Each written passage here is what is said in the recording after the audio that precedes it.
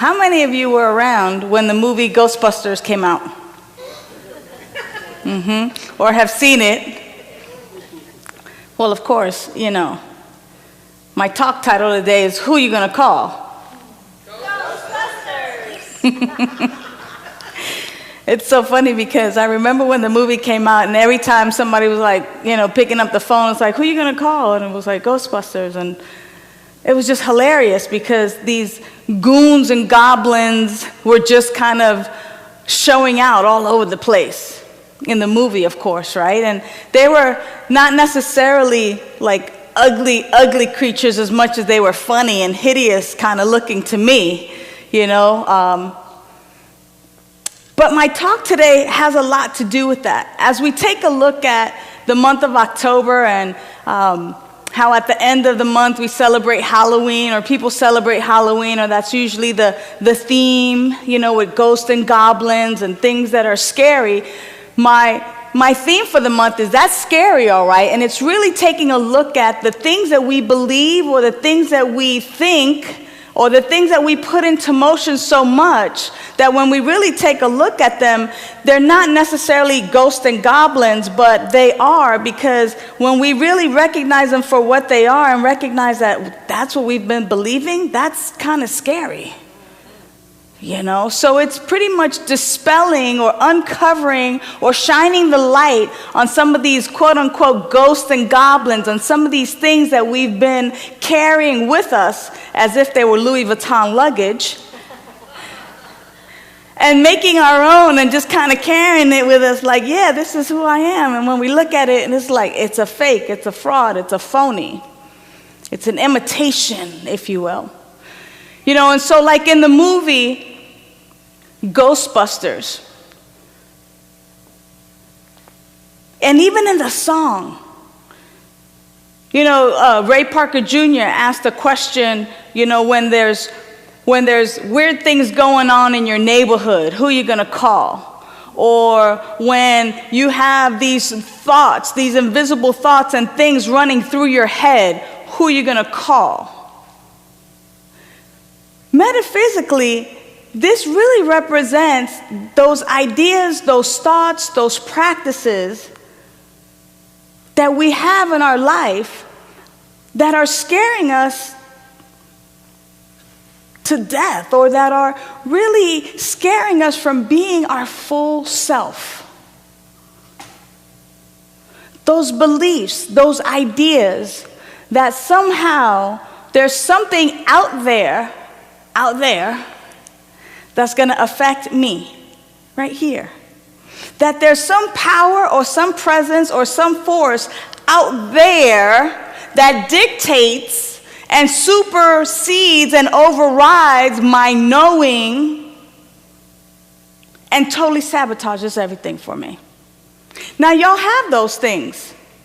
I know that I've had them, and that I continue to look at ways that I have these little ghosts and goblins and little things that continue to rear their ugly heads in my life, probably like in your life, that prevent me from living my full potential, that prevent us from really living in spiritual community and really knowing the truth of who we are. Here's an example.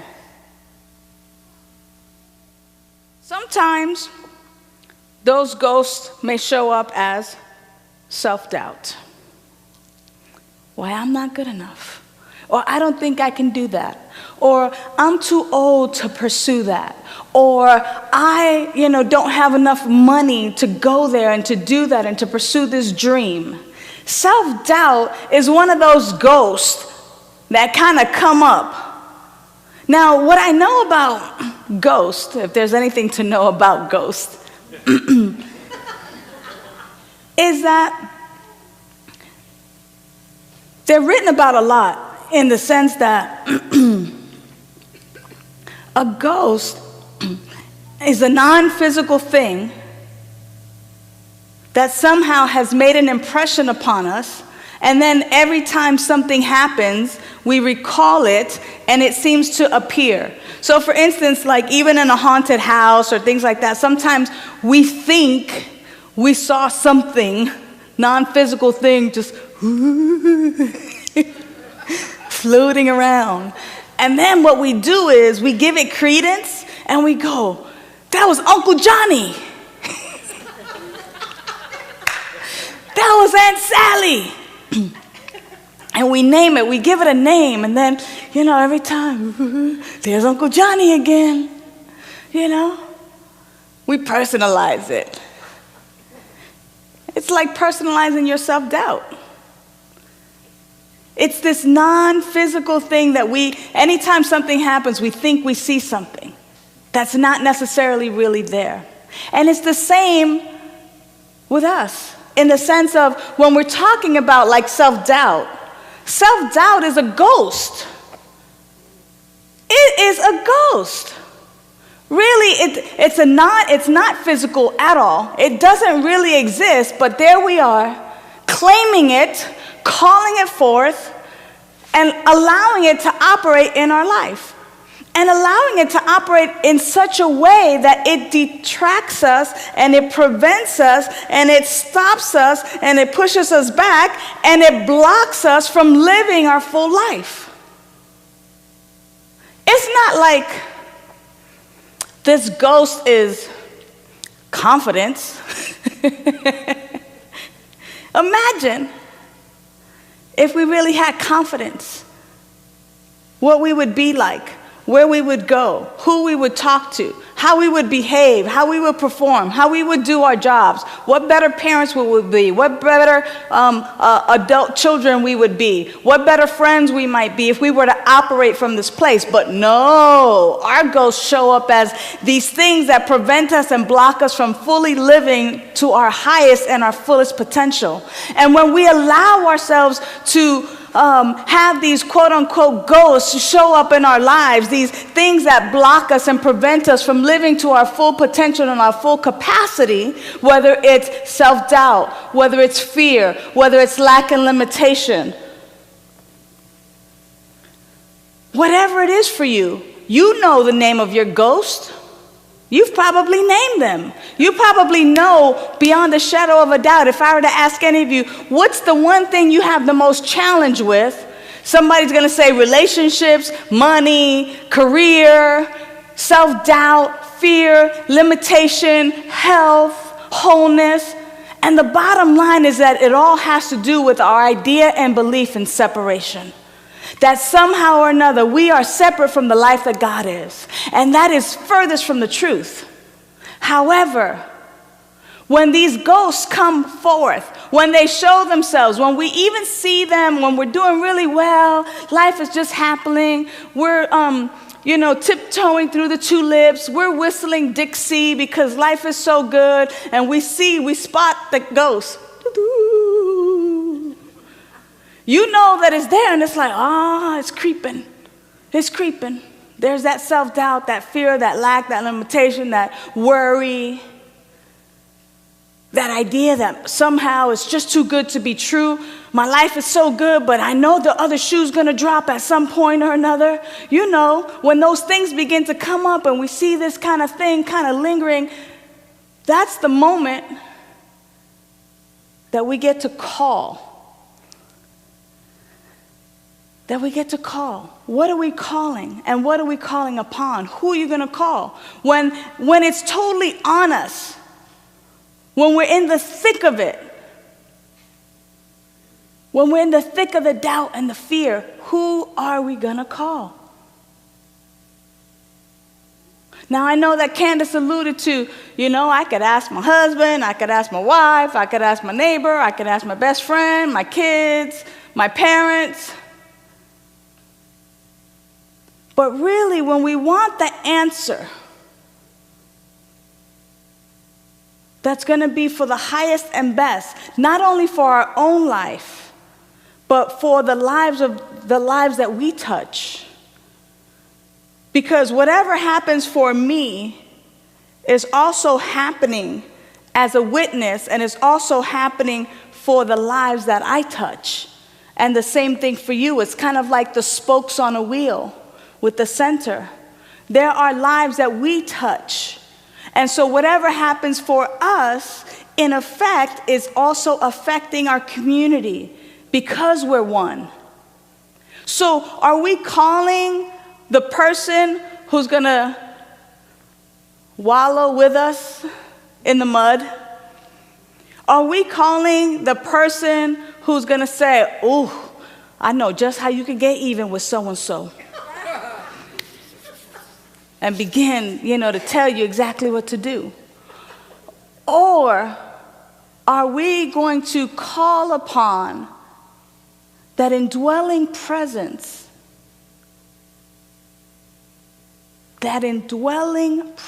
within us that is the solution to all of our daily living situations? Is our practice, our spiritual practice, that strong that even when we're in it fully and sometimes feel so bombarded, like everything is falling upon us, when that fear is so deep and so heavy that it feels like we're just carrying the weight of the world on our back, are we that disciplined enough to call upon Spirit, to call upon that indwelling presence, that great I am that is within each and every one of us? It is not necessarily outside of us, so we don't have to pick up our cell phones and punch some numbers. We don't have to go on the internet or dial 411 to find out who can handle this situation. What we get to do is recognize that we get to call upon that indwelling presence that is our very life, and we get to shut up and listen.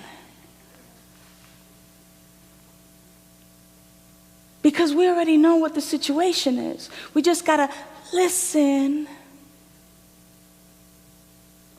for that clear direction that only comes when we're communing in spirit.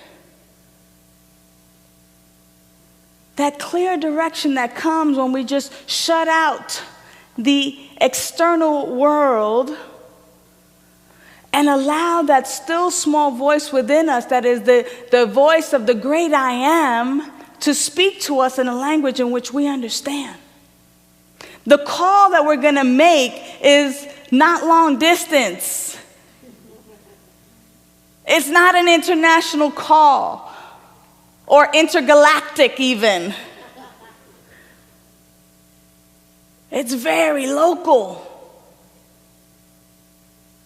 It's right here. That indwelling presence is the Ghostbuster, is that power and that presence that says, oh, there you go, believing in lack and limitation and fear and doubt and worry and separation. Don't you know, beloved, that right where you are, I am? Don't you know that which I am, you are? Remember this truth. You don't have to make anything happen. You don't have to convince yourself that that's who you are. Hello, it's already who we are. It's a matter of just remembering that this is already who we are. We are the life that God is. We are the way that love, that life, that God shows up on this planet. God's showing up as you, as each and every one of you. Beautifully, magnificently, brilliantly. You don't have to settle for less. You don't have to believe that you're not good enough. Right where you are, God is. Right where you are, love is. Peace, joy, abundance, health, wholeness, divine creativity, beauty. That is who you are. Anything else is just some ghost, some image, something trying to take you away from the truth of who you really are, trying to scare you into believing that you're separate from the life that God is. And that is an impossibility. It is impossible for you to be anything other than the life of God expressing as you divinely, powerfully, perfectly right now. It is an impossibility. You cannot be anything else. It reminds me of a talk that I did early on when I first became a minister. It was like Superman, right? You know, like He comes from another planet with powers and abilities far beyond those of mortal men. I was impressionable as a kid. What can I say?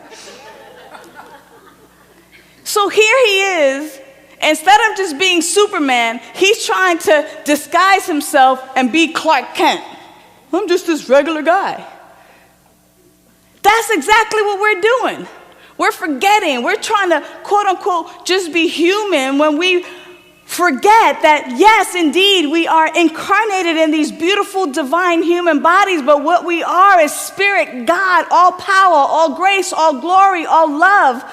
God in these bodies. That's who we are. And when we allow these ghosts, these goblins, these things to take us away from the truth of who we are, what we're settling for is mediocrity. So who you're going to call is you're going to call upon that indwelling presence, which is really your higher self. And you're going to make the phone call or the call, and then you're going to be quiet, and you're going to listen. And you're going to connect with that truth. And you're going to remember who you are. Because we have forgotten. By the way, that's the sign language for forgotten. Forgotten. Makes sense, right? It's like somebody wiped our memory away. And that's what happens. Is that our memory gets wiped away and we forget who we really are. But we're actually going to remember who we are by practicing and being in the stillness and in the silence, by remembering that in our prayer work, that our prayer work is affirmation, that it is simply recognizing the power and the presence that is God, not necessarily beseeching or saying, hey, all power, all presence, give me. No, it is simply recognizing that that power and that presence that is already living in, through, and as me. It is my life. And just like the reading, it's like electricity. We don't go with a lamp or our cell phones to charge it to the plug and go, okay, electricity God, please, I recognize you. Please charge my phone. Please, as I plug you in now, I beg of you to please just give me the power to charge my cell phone so I can stay connected with the people that I love and text and go on Facebook. Okay, I trust and believe and plug it in. Woo! Thank you, electricity. Woo!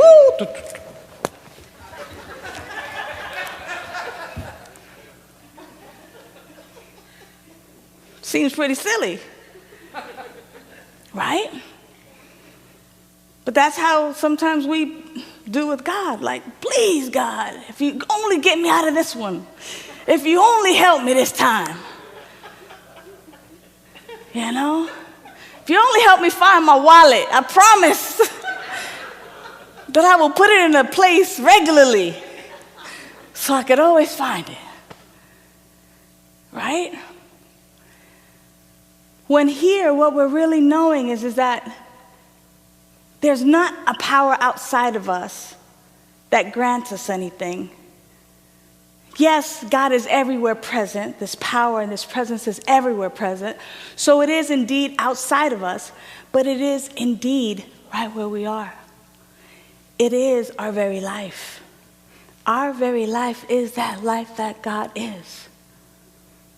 And so when we begin to allow ourselves to believe in our self-doubt, in our fear, in our worry, in our separation, what we're really saying is, I denounce my birthright. It's okay. I like being in the mud over here with these other pigs, eating leftovers, smelling like we do. When in fact, since we are that life that God is, everything everything has already been given, and everything is available to us right now. We don't have to beg. We don't have to borrow or steal. We get to stand in the knowing that this is our truth and this is who we are. Ernest Holmes, in the Science of Mind book, writes a little bit about this. He says, and I'm paraphrasing actually, and I'm adding this in, so you know. But when we think about whatever these quote-unquote ghosts are that continuously come up, whether we're in the thick of it bombarded, or whether life is good and we kind of catch a shadow of it and give it some power, what we get to do is, through our spiritual practice, dispel that. That's pretty much calling the Ghostbusters, right? That's pretty much calling upon that power and that presence within us, recognizing the truth of who and what we are, and that is just busting, poof, into the nothingness from which it came. So Ernest Holmes pretty much is saying the same thing.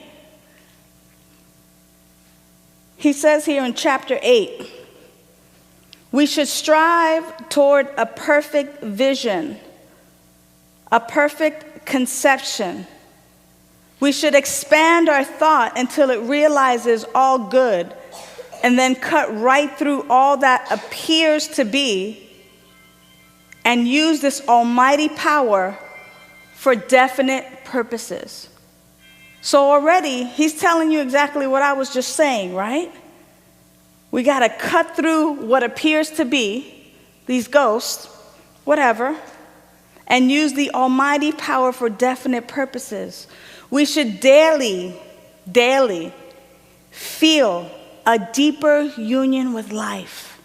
So every day our practice should be to connect with life, whether it's through a conversation and connecting with another human being, whether it's connecting with the sun as it shines in the sky and you feel its rays of love and beauty just pouring upon you, whether it's through water, whether it's through your pet, whether it's through your husband or your wife or your beloved or your children. Daily we should connect with life. Right? We should feel a deeper union with life, a greater sense of that indwelling God. So taking the time out to feel that indwelling presence, that right where I am, right here, within me, where it cannot be hurt, harmed, or touched, is this indwelling presence. So daily, I am to experience and know this connection, this oneness, this union with this indwelling presence.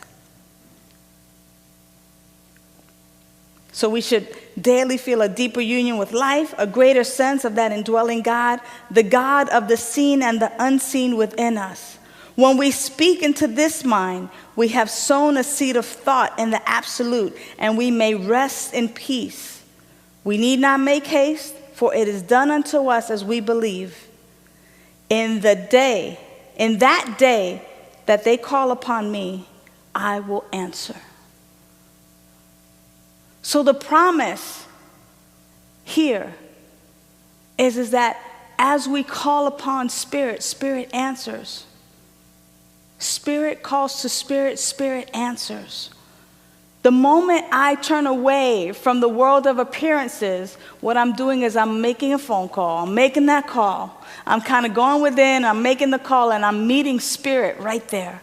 I'm meeting life right there. I'm meeting love right there. I'm meeting confidence right there. I'm meeting joy right there. I'm meeting abundance right there. I'm meeting health right there. Right there, that's the call. And it answers, because the minute I say, I want to know a greater truth, that greater truth is like, here I am, what's up? I'm right here, what you need? I got you. I got you. Because I call, because you make the call. So when these ghosts, when this fear, doubt, anxiety, when all this stuff, lack and limitation and health issues, marriage issues, financial issues, whatever, when these ghosts begin to appear, we simply make the call, I want to know a greater truth. We rest in the silence. We get to know that indwelling presence. We get to feel a deeper connection with life, and we're reminded of the truth that right where we are, God is. There's nothing else We are the life that God is. God is the way that that we are the way that God is showing up on this planet. Perfectly and divinely. And the minute we choose differently, the minute we choose it, that ghost is gone. Who are you going to call? Who are you going to call?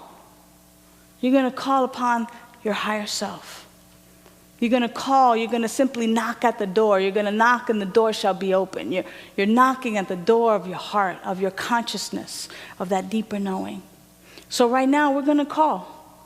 Right now, through our silence, we're going to call. And we're going to call that indwelling I am presence. And whatever ghost it is that you know that continuously come up for you, that's what you're going to bring into our silent time, into this call. And we're going to go so deep for 5 minutes that something different is going to call you. But right now, we're going to make that call. So right where you are, just simply become still. And as you breathe in deeply and let it out, we're simply taking that posture of, I'm serious about this. And in this joyful way, we're simply going within. And we're going to just know how tired we are of these ghosts that continue to come up. And we're simply calling upon our Ghostbuster great I am self, that God presence within us.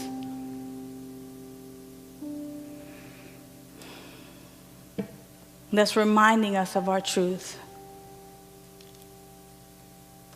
That there's one life, one presence, one power. And that power, presence, that life is God. And that God has created everything out of itself. Therefore, everything has that essence of this divine, eternal life. And that which is true of God is true about us. So we're simply going to allow those ghosts to return into the nothingness from which they came as we stand in this truth right now. And as we stand in the silence, recognizing the one life, the one power, the one presence that is our life. And that is the truth in which we stand. We simply let it be.